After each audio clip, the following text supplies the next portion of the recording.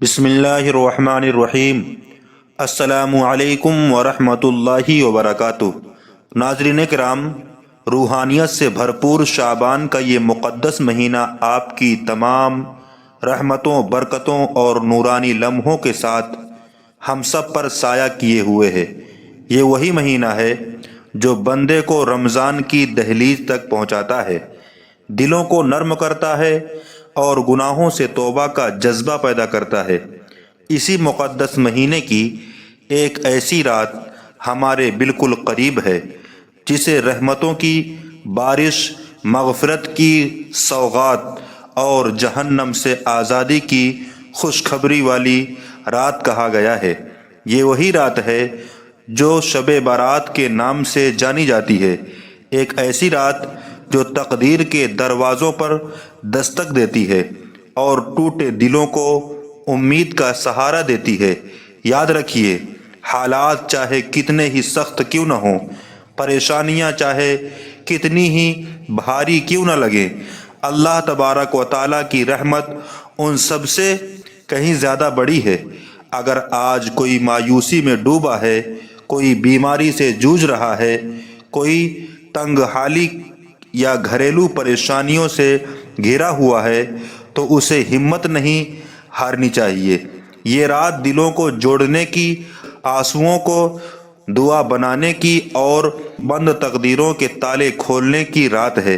جس رب نے سمندر کے بیچ راستہ بنا دیا، وہی رب آپ کی زندگی میں بھی راہیں کھول سکتا ہے۔ ضرورت بس اتنی ہے کہ مانگنے والا دل سچا ہو اور یقین مضبوط ہو۔ نبی کریم صلی اللہ علیہ وآلہ وسلم نے فرمایا کہ اللہ تبارک و تعالی شعبان کی 15ویں رات اپنی تمام مخلوق کی طرف رحمت کی خاص نظر فرماتا ہے اور سب کو بخش دیتا ہے، سوائے اس کے جو شرک میں پڑا ہو یا جس کے دل میں کسی کے لیے کینہ اور دشمنی بھری ہو۔ یہ فرمان خود اس رات کی عظمت بیان کرنے کے لیے کافی ہے۔ یہی وجہ ہے کہ یہ رات غفلت میں گزارنے کی نہیں، بلکہ جاگ کر، رو کر، گڑ گڑا کر اپنے رب کے سامنے جھک جانے کی رات ہے۔ شعبان کا یہ بابرکت مہینہ جیسے جیسے آگے بڑھ رہا ہے، ہر مومن کے دل میں بے چینی بھی بڑھتی جا رہی ہے کہ یہ مقدس لمحات کیسے ہاتھ نہ نکل جائے۔ رمضان بالکل قریب ہے اور اس سے پہلے یہ مہینہ تیاری کا ہے، اپنے آپ کو سنوارنے کا ہے۔ نبی کریم صلی اللہ تعالی علیہ وسلم کا عمل ہمارے سامنے ایک روشن مثال ہے۔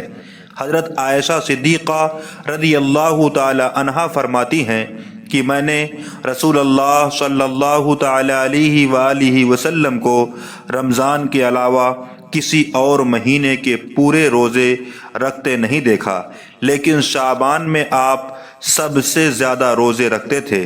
یہ اس مہینے کی فضیلت کی سب سے بڑی دلیل ہے۔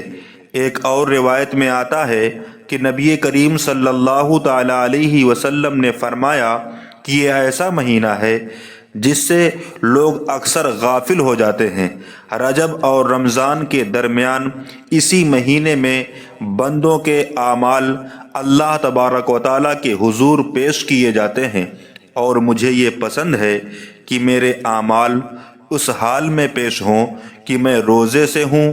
سوچئے، جب آقا کریم صلی اللہ علیہ وسلم کو اس مہینے کی اتنی قدر تھی تو ہمیں کیسے غفلت برتنی چاہیے۔ شعبان کی 15ویں رات کی فضیلت بیان کرتے ہوئے حضرت علی رضی اللہ تعالی عنہ سے روایت ہے کہ رسول اللہ صلی اللہ تعالی علیہ وسلم نے فرمایا کہ جب شعبان کی 15ویں رات آئے تو اس رات قیام کرو اور اگلے دن روزہ رکھو۔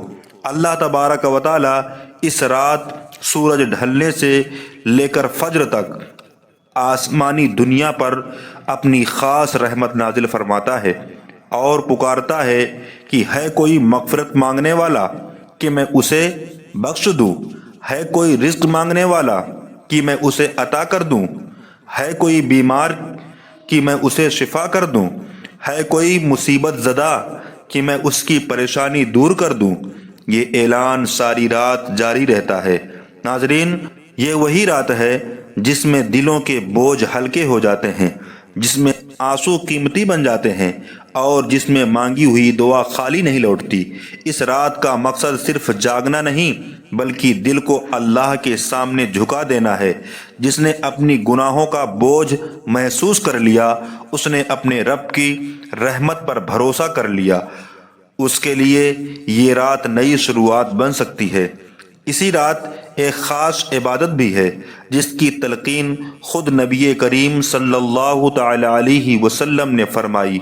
یہ وہی نماز ہے جو آپ اپنے چچا حضرت عباس رضی اللہ تعالیٰ عنہ کو سکھائی تھی۔ اس نماز کے بارے میں فرمایا گیا کہ اس سے انسان کے اگلے پچھلے چھوٹے بڑے پرانے نئے تمام گناہ معاف ہو جاتے ہیں۔ اللہ تبارک و تعالیٰ کو یہ عبادت بے حد پسند ہے۔ آقا کریم صلی اللہ تعالیٰ علیہ وسلم نے فرمایا کہ اگر ہو سکے تو اسے روز پڑھو، ورنہ ہفتے میں ایک بار، مہینے میں ایک بار، یا پھر سال میں ایک بار، یا پھر زندگی میں ایک بار تو ضرور پڑھو۔ شب برات کی رات اسے ادا کرنا بہت بڑی نعمت ہے۔ یہ رات عشاء کی نماز کے بعد سے لے کر فجر سے پہلے تک کسی بھی وقت پڑھی جا سکتی ہے، لیکن اس کا سب سے افضل وقت رات کا آخری حصہ ہے، جب دنیا سو رہی ہوتی ہے اور رب اپنے بندوں کو پکار رہا ہوتا ہے۔ اس وقت کی گئی عبادت، توبہ اور مانگی ہوئی دعا دل پر گہرا اثر چھوڑتی ہے۔ اس مقدس رات کے بعد جو دن آتا ہے اس میں روزہ رکھنا بھی بڑی فضیلت رکھتا ہے۔ یہ روزہ دل کے ارادے سے ہوتا ہے، بس اللہ کی رضا کے لیے۔ شعبان کا یہ روزہ رمضان کی تیاری بھی ہے اور نبی کریم صلی اللہ تعالی علیہ وسلم کی سنت سے محبت کا اظہار بھی۔ اس پوری رات میں قرآن کی تلاوت، درود شریف کی کثرت، استغفار اور سچی توبہ کا خاص اہتمام کرنا چاہیے۔ اپنے لیے، اپنے گھر والوں کے لیے، اپنے والدین کے لیے اور پوری امت مسلمہ کے لیے دعا کرنی چاہیے۔ خاص طور پر ان لوگوں کو یاد کرنا چاہیے جو اس دنیا سے رخصت ہو چکے ہیں، تاکہ اللہ تبارک و تعالی ان کی قبروں کو نور سے بھر دے۔ شب برات ہمیں یہ یاد دلاتی ہے کہ زندگی بہت مختصر ہے۔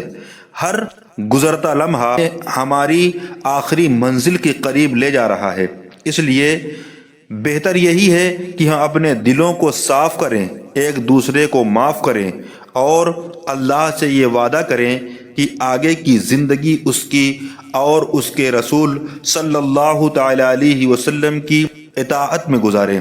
اللہ تبارک و تعالی ہمیں اس مقدس رات کی قدر کرنے کی توفیق عطا فرمائے، ہمارے گناہوں کو معاف فرمائے، ہماری دعاؤں کو قبول کرے اور ہمارے ناموں کو جہنم سے آزاد ہونے والوں میں شامل فرمائے۔ آمین یا رب العالمین۔ السلام علیکم ورحمۃ اللہ وبرکاتہ۔ ناظرین، یہ ویڈیو پسند آئی ہو تو اس چینل کو سبسکرائب ضرور کریں۔